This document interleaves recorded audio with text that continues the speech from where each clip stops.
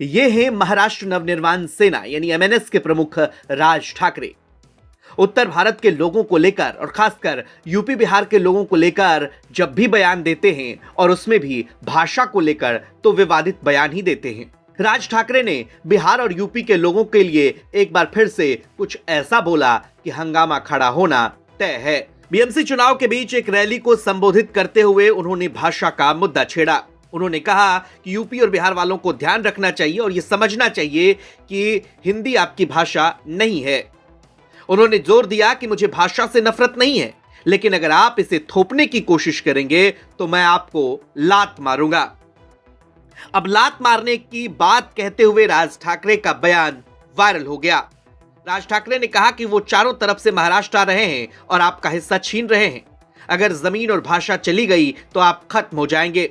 राज ठाकरे ने कहा कि आज यह संकट आपके दरवाजे पर आ गया है। यह मराठी मानुष के लिए आखिरी चुनाव है।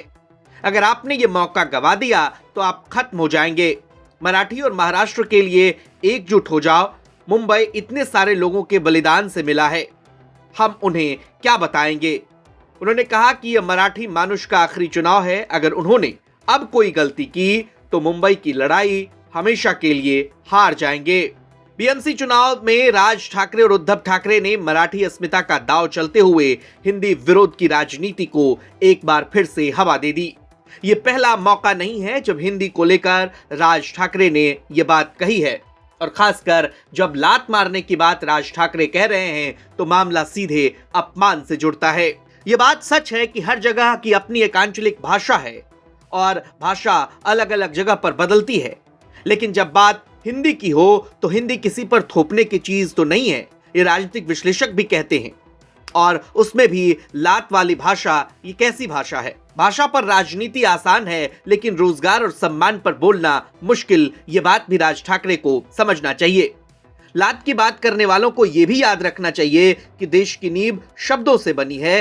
हिंसा की बात इसमें जायज नहीं है और लात मारने की बात तो हिंसा की ही बात हुई। भाषा पर धमकी कमजोर सोच की निशानी है। मजबूत नेता संवाद करते हैं। राज ठाकरे ने यह बात जरूर कहा कि भाषा से उनको नफरत नहीं है, लेकिन लात मारने की बात कहकर एक बार फिर से उन्होंने विवादित बयान दे दिया है। इस वीडियो पर आपका क्या कुछ कहना है, कमेंट सेक्शन में अपनी राय हमें जरूर बताइए। और बिहार की तमाम खबरों के लिए आप देखते रहिए बिहार तक।